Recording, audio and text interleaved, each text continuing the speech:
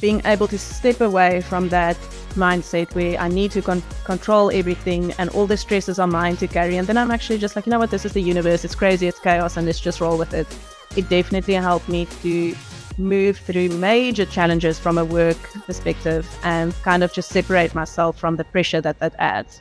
Oh my gosh, but did I just have such a interesting and in-depth conversation with fellow business owner Nicola from Simply Granola.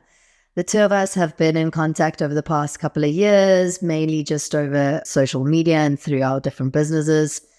But this was the first time I got to really know her, and she is so honest and open, and there's so many nuggets of wisdom, but also areas of her life that I know not only myself can relate to, but you'll also enjoy.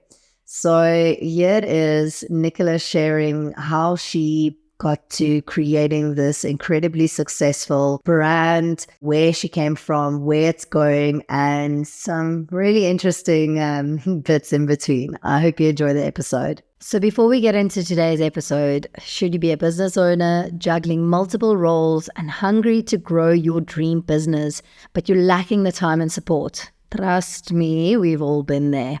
Then this is a little reminder to head on over to thestream.co.za for your free resources and to find out more about our exclusive membership that launches once a year. I think we should just get straight into it. I feel like I know you really well, just obviously because of social media and the engagements that we've had over the years through both like the businesses. But at the same time, when I was prepping for today to chat to you, I've got so many questions because I've got like no idea where you grew up, where you went to school, what you studied, or Simply Granola started. So I think it will be good for you to start with a bit of your background, your upbringing and all of that.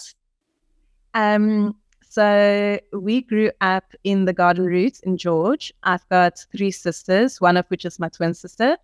And after school, went to Stellies and then never left. I started working at Capitec Bank as a business analyst. So I did SEMA, so I'm actually a chartered management accountant by trade. And it was while I was at Capitec, I was fortunate enough to grow up with a mom. My dad's a dental technician, and my mom was always at home with us in the afternoons. And that's something that really stuck with me and I held quite dear to my heart, growing up and having a mom that's available to us all the time. At the time, though, I thought it's presence that is the thing that I wanted when I start a family. So when I was at Capitec, my career was doing really well and there was restructuring. So I advanced quite quickly, but I was working under a woman who's phenomenal. But I saw the toll it took on herself as a woman and as a mom and as a wife. And as much as I admire her, I just thought to myself, I don't know if this is the life that I want for me as a future mom. So I quit my job in the middle of everything and I became a PA to a girl who was running a digital publication. And I think Dries probably thought I was mad at the time, to give up my career and to give up a very secure and a nice salary. But okay, anyway, so Fast Track was a PA and it was the best. It was sort of the best years in a way. I think because I was older, I'm also a millennial, but the typical millennial is quite defined by titles. And it just felt like I was playing. I came from a corporate environment. I had a very definite skill set. I was very, very comfortable with who I am as a person. And my heart is serving. So it's a perfect fit, for me and my personality. And I learned a lot around the digital space as well, invaluable knowledge I didn't really know I would need and use so much. But then when I became a mom, I realized being present with my child is really not good for me. So it was not so much being able to put myself in a situation where I'm able to be present with my son all the time, but I realized that it more translates to being available when I want to be. You know, the luxury of time, the luxury of being able to get up and go, the luxury of being able to take a day off or to stop your day in the middle of everything when your child needs you. And it was quite a conflicting time because, you know, Dries would say to me, but you're working harder than ever. And any entrepreneur will tell you that, you know, you never stop working. And I'm less at home than I used to be. And it was quite a definitive time for me to realize that being present is not what I seek, but being available and the quality of life that availability and freedom brings was more that I was looking for. And that's kind of also the drive behind Simply Granola up to today. And I mean, we'll get into that a little bit later. But anyway, so was a PA, and then I always used to make a version of what we have today. We call it the classic. I used to make that for my family, and then I just changed it to be free of refined sugars, and I adapted the recipe a bit, but that's a recipe I grew up with as a child. I've got such fond memories waking up and the whole house would just smell like granola. And then I started making that, and somebody at work was asking me, oh, what's this? And I said, man, just pop, it's like the bologna in my house. And I started making it, selling it to friends, and then somebody asked for a different flavor, so I did that. And then I met Maurice from She Is Visual, and I thought, oh, it might be cool not to sell it in like cellophane packets and to do an actual branding exercise.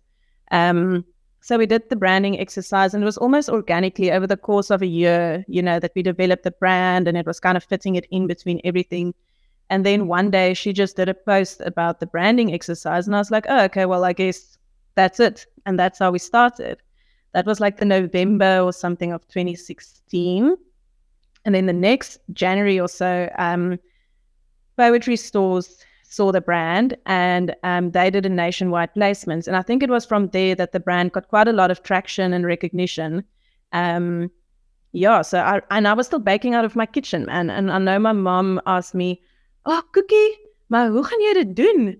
It's like such a big order. I was like, I don't know, mother. I'm just going to start baking, and then I'll see how long it takes, and eventually we'll get there. And that's kind of what we did.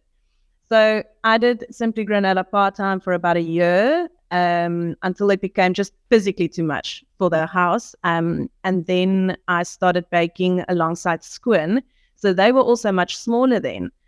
So their ovens would be baking pastries all night, overnight, and then 5 o'clock or so, the ovens were empty. So I was utilizing the oven downtime, and then I baked with them for a long time. And it was also great to experience a bigger facility and how the setup works and that kind of thing. And then I felt pregnant, and then they didn't have soos verwerkingsfasiliteite. So I had to lug all the ingredients there. So now you're baking like, let's say 150 kgs or something. It wasn't a lot at that time, but now you'd lug 150 kgs there, bake it all, put it into buckets, lug it all back home. And with a stomach like this, because I was a beached whale, I just couldn't physically do it anymore. And that was actually quite cool, because then we started doing outsourced manufacturing. And to date, we still do the majority of our stuff through outsourced manufacturers. So my team is really tight and small. Anyway, so moved to Squin, started outsourcing, and I don't know, it's 6 years later. 6 years, wow. And it's so interesting to hear the contrast of your life from where you've come from into, I just always assumed you had sort of a foodie background. So it's quite interesting. No. I can't bake stuff. Like, honestly, I can't even bake a rusk. They come out as these, I don't know, kleiter. I always say it's the easiest thing in the world to make. Meng, moer, bak. It's like... Well, you do those very well. That you've got a successful business from it. Okay, so there's obviously been a hell of a lot of sacrifices that have gotten you to where you are, and along the journey, it sounds like you've also done a lot of self-discovery and knowing what feeds you and what's best for your family and for your son. With that said, like you also said, the contrast of you want to work for yourself for that flexibility and being available, but at the same time, when you start off, you are working harder than ever before, I suppose, most of the time, because of the passion, because you're working for yourself. How do you find you balance that now? Like, how do you find you make that time for being available? So, um, I think so. I was working from home, and then also, very long story short, but Squin discontinued the production, and that forced me into a studio. So I've got a studio about 5 minutes from home, and Jack's school is like 1 minute from there. So I think just physically, that structure to be able to close the door and go home, definitely helped. But also, with my personal changes in my life the last year, I've just realized that I always say that time is honestly the one thing you can give that is invaluable. So there's a couple of things, I guess, but we do a 4-day work week, have for years, I think even before it became like a popular phenomena. Um, and I honestly believe that we are fast and efficient. Like my girls that work for me, they know there's no tea breaks, there's no lunch breaks. We work till the job is done, and then, okay, you can have lunch. It must not be quoted on this. But we work till the job is done. When the sun shines and we don't want to work, we go to the beach. And if there's no work, we close the shop and we go home and we rest. So we're very attentive to our environment, and also um, not being forced by society to work because everybody's doing 8 to 5. And that's something I buy into very hard. So I think from a work side, we focus a lot on taking breaks and just following the seasons of the business. When it's flippin' hectic, we work flippin' hard. When it's not, we take a break. And then when it comes to my time with Jack, I have a very hard and fast rule not to multitask when I'm with him. And that was quite a hard habit to break. You're always kind of here with a phone. Okay, yeah, sure, have a cookie, whatever. And I can see a phenomenal change in him, since I started doing that. And he responds so well to undivided time, like any child would. That does mean I work maybe late at night, but I also know that I had a 3-4 hour gap in the middle of my day where I spent dedicated time with my son. And that then feeds me and preps me for what I maybe need to do tonight. And working like this works for me. And it allows me to be present, and it allows me to get stuff done. I think it's just the pockets that wherever you are, to be present, to do it, to get it done, and then to make sure you've got a solid gap for home time and me time.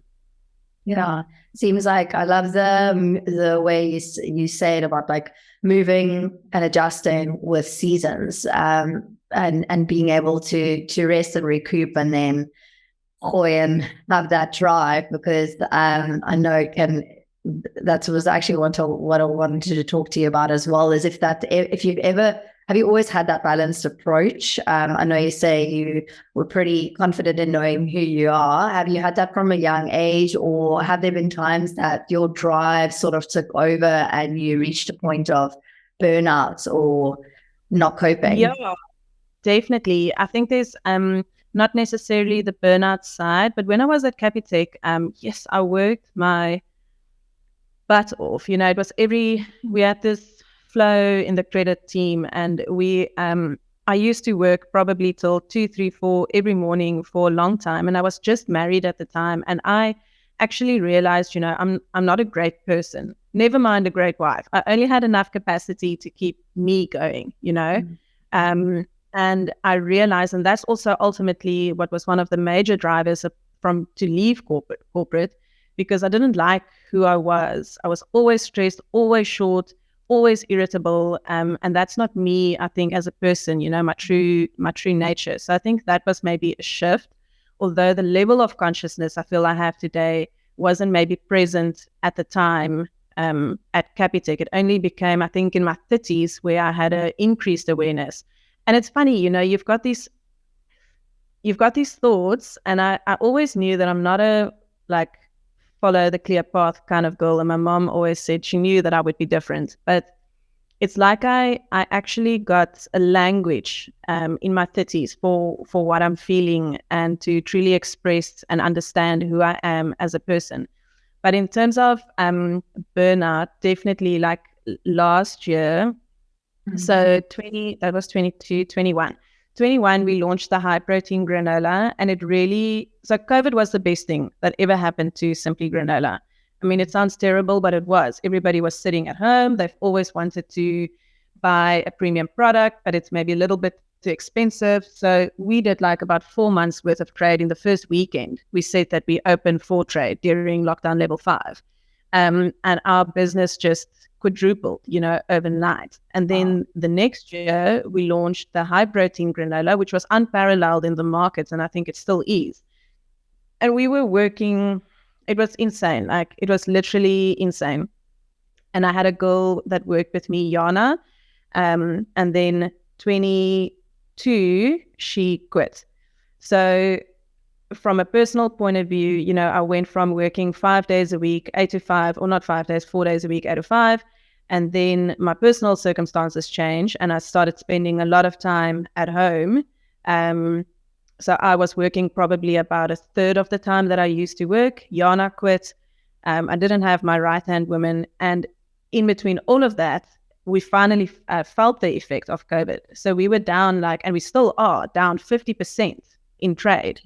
It's almost like it took 2 years for the financial effect of COVID to reach us. And I remember at the end of last year, you kind of just keep going, and you're like, don't think about it, don't stop, because if you stop, it's definitely gonna fall apart. And we closed our offices in December, and I was supposed to go to George to my family for family holiday. And I just woke up that morning and I was supposed to pack and leave with Jack. And I just realized that I actually cannot physically do this. I don't even have the energy to pack, let alone manage a child for 5 hours on the road. And I phoned Dries and I said, he must just please come take Jack. And I think I locked myself in Jack's room with the block out. And I just took a sleeping pill and I think I slept about for 2 days on and off. And I just realized that I'm not okay. And I phoned my dad and I said, I am coming on holiday, but I don't know when, because I don't know. I just don't know. And I think I was actually, definitely depressed. I think suicidal is a very strong term to use, but I've got an amazing friend that's a psychologist. And I said to her, I've got a very high level of awareness. And I'm realizing that there's repeating patterns of behavior that's coming out. And I thought that, if I changed certain things, I would feel differently, but yet I've changed things and I still feel the same. And all I want to do is take my car, drive into the back of a truck and just cancel myself, for a month. I don't want to die. I love my son. I love my life, but I can't fucking do this. I just want to get out.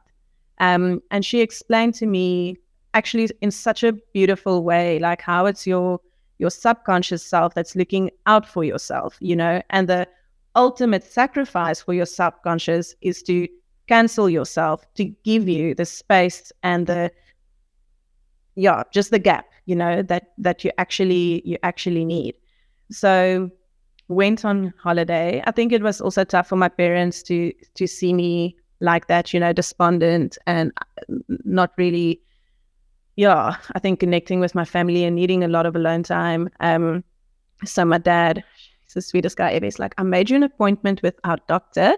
So at the end of last year, I went onto an antidepressant, which definitely helped straight off the bat. But I would like to start weaning off that next month. So that definitely helped. And I also realized, even though there is a good balance in terms of the time I spend at work and the time I spend with Jack, I probably need to spend time more with me, and just, solid gaps of time. So now I will watch TV in the morning and have a slow morning, because that's the kind of luxuries you don't get as a mom, just time to do nothing. And I started, I wouldn't say microdosing. I feel that's a lie. I don't like a babala, so now I just smoke weed. Every night. 2 puffs, 6 puffs, 8 puffs, whatever. But it helps me so much, more than sleeping pills, more than an anxiety medication. And that's also why I think I can maybe to a degree wean off the antidepressants, but allowing myself to relax at night and to fully just, and go to bed. It also helps me to see life from a distance almost, and to have I don't know what's the word in English, this sonder inhibities, to think and dream and yeah. So anyway, weed and chilling. It's so interesting how that does that, eh? Like, and how it can just certain things, whether it's microdosing or whatever your sort of formula is, how we just seek this taking the edge off, especially when you're running your own business, running a household. And it's like a blessing to have this driving force and this mind, the monkey mind that can operate on another level, but at the same time, it can be such a curse. But what it sounds like, which is amazing that you have got, is the self-awareness that you can constantly check in with yourself, reevaluate things, change things up, move according to seasons. And I'm interested to know where that self-awareness comes from. I think also, if I look back in my 20s, I didn't really have it. It definitely came in my 30s. I went through massive change and shifts and trauma. 29, and that age from 29 to 30, so much had changed. So I'm always inquisitive to find out other people's story and where their personal self-awareness sort of came from, or that shift happened.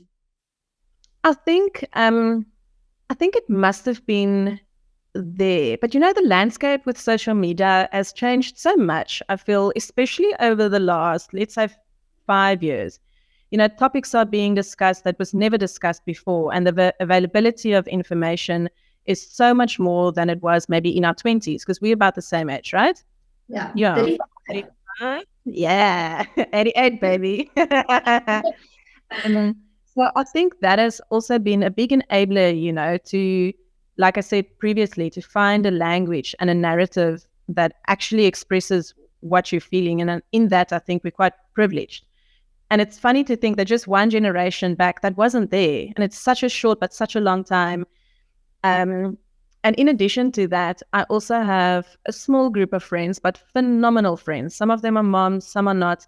And it's always amazing to me when we get together that it's such an elevated conversation. We don't do the Tupperware talk and the nappy talk. Like, it's boring. It's boring for us as well. And it's not like that for all moms, They all work for themselves, coincidentally. They have major drive, major passion. And I think they challenge me to be even more self-aware. And they are all very aware women that challenge themselves and strive towards, I guess, a life that really is designed to fit, their hearts for their lives. And that's a privilege, a major privilege. I don't think everybody has that. Mm-hmm. Yeah.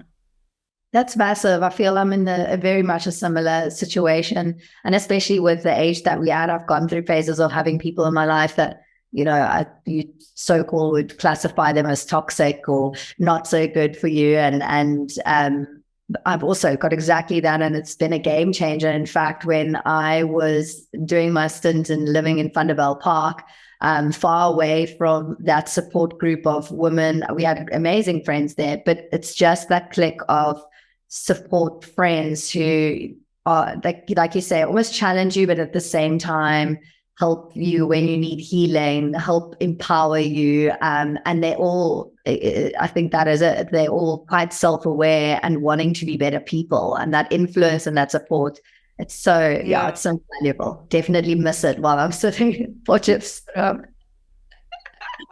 have to find them. Why? That's what every single person that I've met here asks us. We are here because of my husband's work. So he works in the liquor industry, and he's climbing that corporate ladder high, which I'm out of a supportive of. Someone's got to do it. He's got a good business, though. It's quite we often analyze our differences or our lives, and we're both quite health conscious in wanting self-improvement and growth and whatnot, and implementing healthier habits. And then it's such a contrast to his working environment, which is alcohol, and just totally different. But we've moved because we got a really amazing position. And the previous time when we were in Thunderbell, that was also I'm actually going to be recording an episode on sacrifices you make for your partner's careers, because it's quite an interesting one. But I'm so happy with the move, and it's not like I did it not wanting to be here. Yeah, there's a lot of and when you were talking just about your upbringing coming from George to sort of Stellenbosch, where I often now reflect on my whole upbringing was in Cape Town, CBD, like the foot of Table Mountain, now being in a more calmer environment, like Dorothy, like Porch. It's amazing what a good thing and can be a bad thing, what time can do. And I suddenly realized how pressurized we are living in the city and even surrounding areas. I really notice now I don't have that friction and pressure that I had living my whole life in the city, and how it's benefiting the stage of life where I'm at for now. Want to move back to Cape Town, babe? Yeah, exactly. Well, interestingly enough, like I'm warmed up to the fact of when we move back, I'm very open to a Stellenbosch or a Paarl and living on the outskirts of the city. I've realized, when you get older, you just see, you just change the sort of lifestyle you're wanting and what you're craving. And I definitely think I flourish more in a slower state around me because of my inner drive. Like I even talking about weed and stimulants, I'm like also analyzing where I'm at with caffeine and trying to take some breaks with coffee. And I went through a stage. Yeah, I know you haven't ever.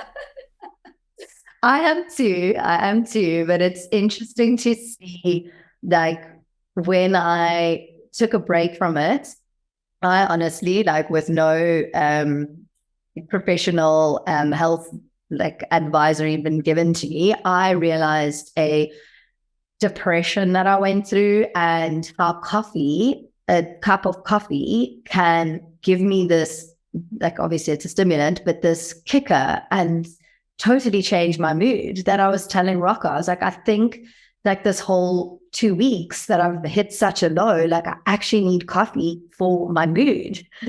And I know that's not a healthy position to always be in, to be reliant, of course, on a stimulant, but it's definitely got its place. Like weed and I just do not do well. But I think it was the phases of my life. It wasn't called microdosing.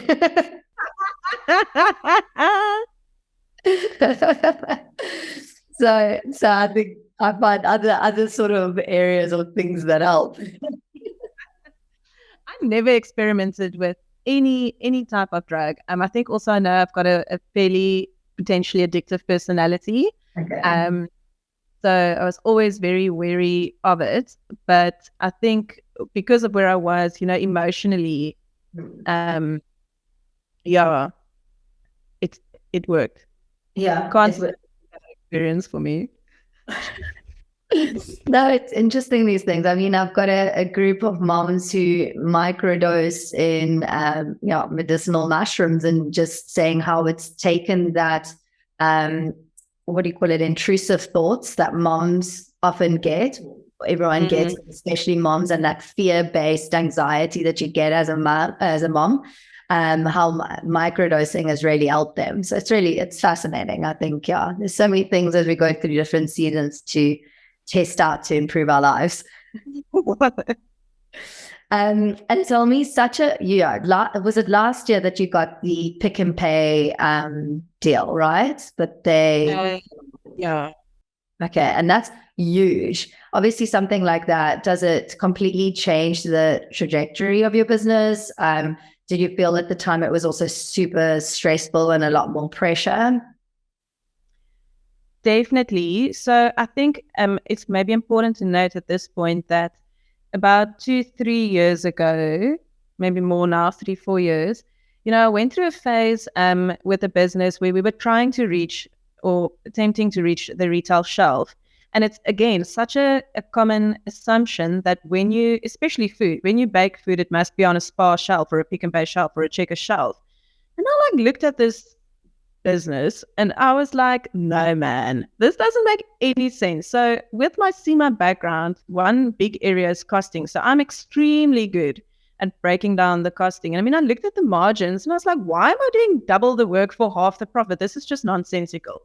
So we changed the business model to completely stop chasing the retail shelf. We do service it if somebody wants to put it on their shelf, but that's as and when they reach us.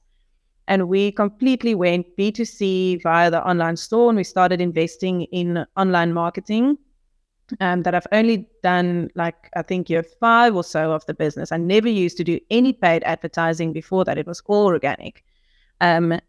So when Pick n Pay, they phoned us, and I was like, I was sitting at my desk in the afternoon, and this chick phoned me, and she's talking, and I'm like, okay, cool.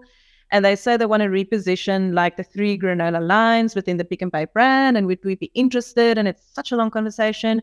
And Jana is sitting opposite me, and she's like, what's going on? And then this chick put the phone down, and I was like, okay, cool. And then I realized I don't have a name, I don't have a number, I don't have an email address. Maybe this was not even real. So I'm going to be phoning Pick n Pay head office and be like, hi, somebody phoned me. So I sat at my desk for 3 hours waiting for this Musa email to come in. And I was like, okay, cool. And obviously, being, I think, the personality type that I have, not to back away from a challenge. And it was different because we're not putting own brand on the shelf. It's white label production, and we got to do the development of the flavors, which is really up my alley. I think just because I love food, I can figure out flavors. So it was a massive shift. I mean, just the learning curve to be able to produce and distribute, and the semantics, I want to say, about a deal of this nature was massive. But it's kind of like eating the elephant bit by bit. And it was very nice to learn so much about production at a different scale and how things work on that side. It's amazing how in our careers, especially how quickly, if you have to reflect back of when you started working up until reaching this point of 35, it's so fascinating when you go 360, when you go through the phases of drive. It's almost like that, the stories that they tell of how you work yourself stupid, and then you suddenly wake up and you reach the age of retirement and you go back to the slow living. So I find a lot of the times, and that's where the self-awareness and having time for yourself is so important, to reflect, to make those changes earlier on, so that you don't wake up after 10 years and go, gosh, why did I do that to myself? I wasted my youth, or whatever it may be. But yeah, it's interesting when a business unfolds in that manner. I also feel like I'm more in a calmer space of wanting a bit more of a slow life. It sounds like your life is very similar to stages that I've gone through with work, where it's just go. And it's both, at times, if I reflect on those periods, it's also addictive, but exhausting at the same time. It's you're self-sabotaging, but it feels so good because you're getting so much fulfillment out of it.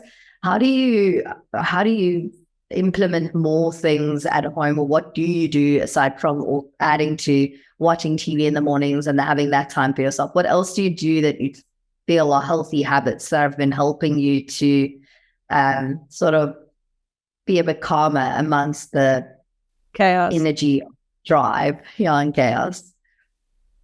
Interestingly enough, and I mean, I often see on social media, you've got this sounds negative, I don't mean it like that, but quite rules or habits, no phone in the bedroom and no phone after that. But funnily enough, again, maybe it's just a personality thing, having strict rhythms, let's call it rhythms, not rules, actually just fill me with more anxiety, and if I don't meet them, it makes me feel like a failure, and then it adds more pressure to be able to have this perfect habit that I follow all the time.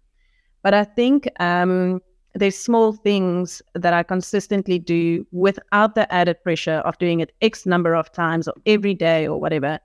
I'll circle back to in terms of work, because the mindset shift there was massive for me. But at home, obviously exercise, I know what it does to me and my mind and my body and my brain. And I honestly don't understand people that don't exercise. It must be a phenomenal thing to be able to be comfortable with that.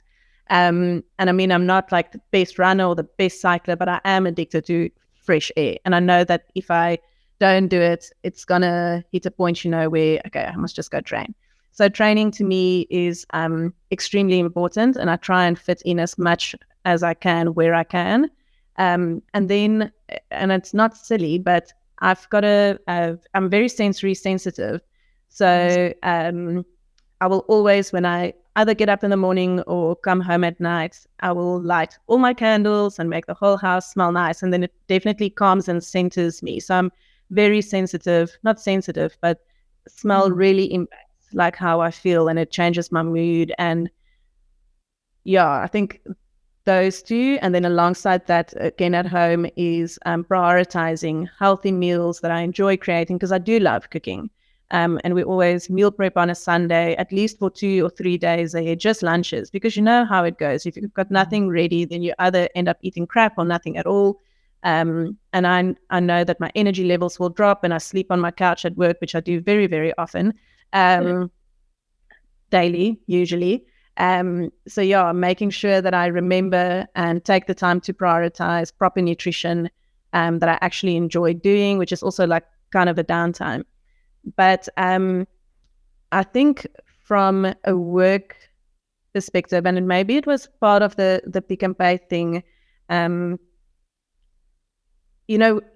always used to tell the girls that the team that I worked with after Capitec, that work is work is work. Whether it's doing admin or doing a errand run or doing your actual work, work is work. And it's never going to go away. And I realized with Pick and Pay that there is a bajillion factors that I honestly just can't control. And stressing about it is not going to help me at all. So I don't know actually how, but this last year, I've just stopped stressing about shit. If the pallets are late, whatever, I don't care. It's not like I can drive up and fix it. If my production team is late, I'm like, okay, you stuck, but cool, it's late. And if the packaging is going to take 6 weeks, I'm like, okay, Villa met the beer, whatever. And it's been a liberating space, to move from a very controlling nature to just be like, hey, free willy, whatever. Because there's so many uncontrollables, and it's an active mindset I have to practice all the time. And then sometimes I ask myself, am I just being very blasé or way too casual about this, or am I just saving my sanity? I'm not really sure.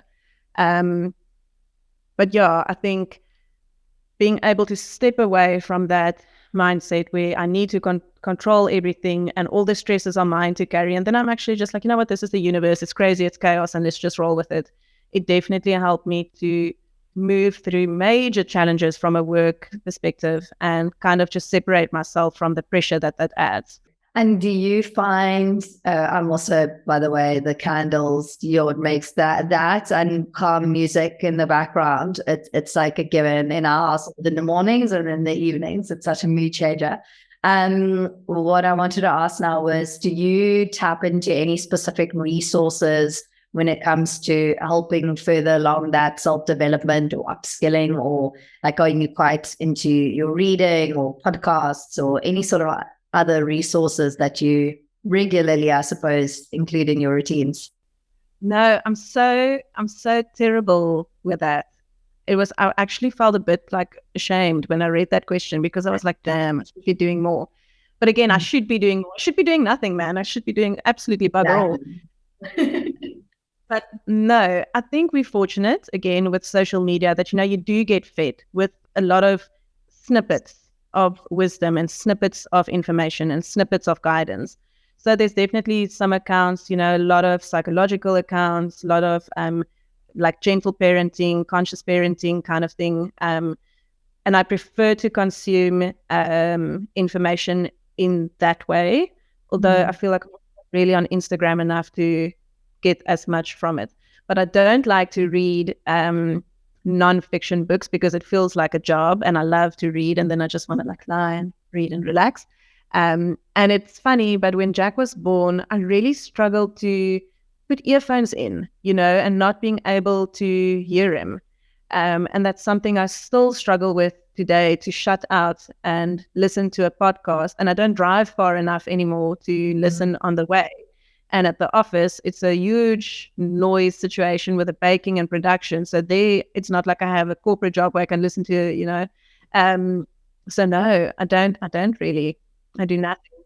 You saying that you should be doing it. There's so much time for the seasons of our life of being incorporated. Like if I look now, I actually thought about it. I thought about it this morning on this long walk. I was thinking, like, in my 20s, if anything was different, like if I didn't drink as much on social occasions of my 20s, what would I have been able to achieve? And then I know, but then I quickly stopped that thought, because I'm so happy that my 20s were what they were, and that we didn't have as much of this, especially in school, like social media pressure and pressure to create your own brand at such a young age. Because, I mean, Nix and I started Wellness in the City and we were 25, and it was fun, and it was before there was such a thing as influencers. And now reflecting back on the stuff that we shared of our lives, or just going to gym classes, I'm now so much more private. And I feel that that's so intrusive on your life. And if you start building a brand at the age of 20 that's surrounded around you, how do you know if that's something that you actually genuinely are always going to want? And then you're stuck with this, I don't know. It's just like, I often analyze it. And I'm like, I'm glad my 20s went the way it did, and that my driving forces still come in my 30s. So who knows with your habits, what will come in your 40s, or, there's time for fun and reading and new rituals. Yeah, definitely, but not now. And also, you know what I need to listen to in the car on the way to school? A, B, C, D, E, F, G. I can rap the fucking alphabet from here till tomorrow. See, I don't have that yet, so I'm getting my podcast consumption in now. As selfish as I can. And then would you say that you've reached success, or is there a driving force or a goal that you still want to achieve? And would you ever consider selling, doing something else? Like, have those things crossed your mind? I definitely. Okay.